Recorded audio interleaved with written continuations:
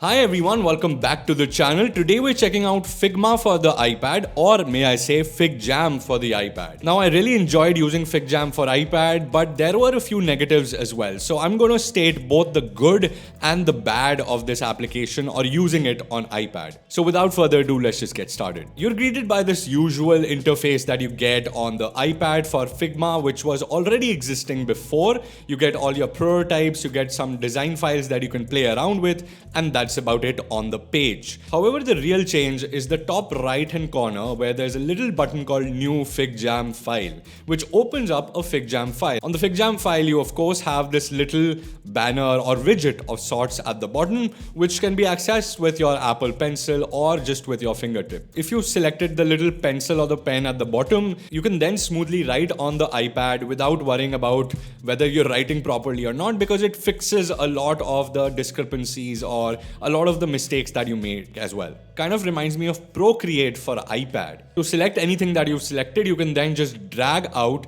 like I'm doing here, and you get all the options on top here.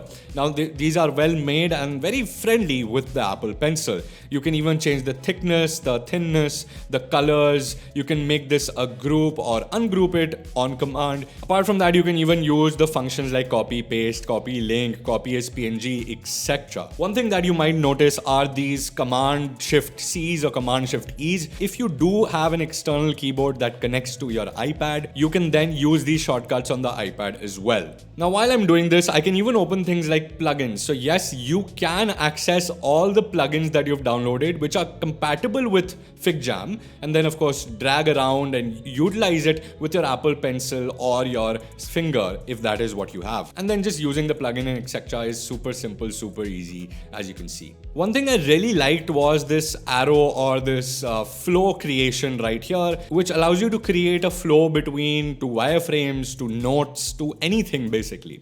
So as you can see, I have two sticky notes here. If I just drag with my pencil, I can just connect these two immediately. This is something that you could do on your desktop, but there you have to click and drag. Here it's more just swiping with your pencil from one to the other. Whenever you are trying to add some text on screen, whether it be a sticky note or a text box, you get this little icon on the bottom left, which is the Apple's official, which is a standard thing on the iPad, which basically brings up the keyboard options, etc. Clicking on the keyboard brings up this little miniature keyboard, which emulates the actual iPhone keyboard. Of course, if you have any other keyboard, which is a default keyboard, for example, this is the SwiftKey keyboard that I'm using. So you'll have all the functions of a fancy keyboard like SwiftKey, all the features, etc. that you can then run on the iPad. Of course, since this is on the iPad now, you can basically switch to a dual screen or the split screen view here, and it basically brings up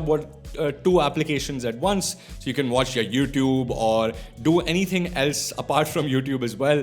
The best part about this is of course the wireframing quickly feature, which basically is drawing out a wireframe, which we generally do on paper, but we're doing it here as well.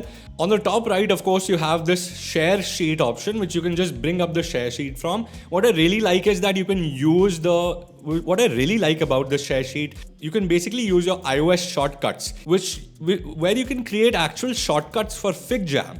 So you can maybe share the Figjam file with all your team on Slack. So you can connect Figjam with Slack on your iPad. You can do anything. So whatever the shortcuts app allows you to do on iOS, you can then basically run it here as well, which I think is super, super useful. It's kind of super powering everything. Alright, so those were all the good and great things about Figjam. I think it's a really solid application, but there are a lot of negatives which I noted just by using it once. So I'm sure it will hinder my entire design process in the long run as well. So the first negative that I found was whether I'm going to Unsplash, whether I'm going to any other external application or the files manager, I, for the life of me, could not figure out a way to drag images directly into Figjam, and it would just not work, whether it be split screen view or anything else. You basically will have to manually open Figjam, and there on the bottom right there is the widget, and there's an option under that which basically says import an image or media. If you disagree with any of my points today or agree with them, do make sure you comment down below what you think about it. Another prominent negative feature I found in the early stages of using this was that the drawing itself is not really as smooth as you would find on, say, a native application. The little lag which is occurring with my iPad doesn't occur with any other application on my iPad. So I wish this is fixed quickly, especially for older iPads like mine. Another thing that is almost missing is the fact that you cannot just scribble on the screen to type something out. In iPad, officially you can scribble inside notes, etc., and that gets converted into actual text. Keyboard is okay, but kind of comes in the way. Also is not very efficient using it, unless your iPad typing skills are next level. This little keyboard is not doing a lot of good stuff for me. Also, drawing a wireframe with actual lines is a tedious process. You have to select the line tool every time and then click twice to basically make one line.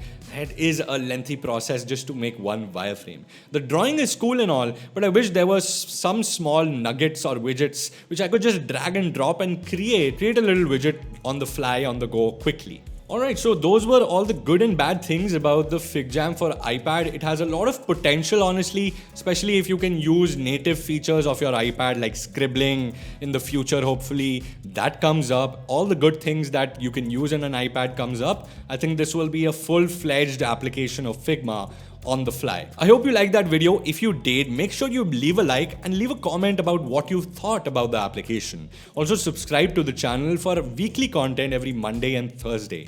I'll see you next time, same place, same time. Until next time, take care. God bless.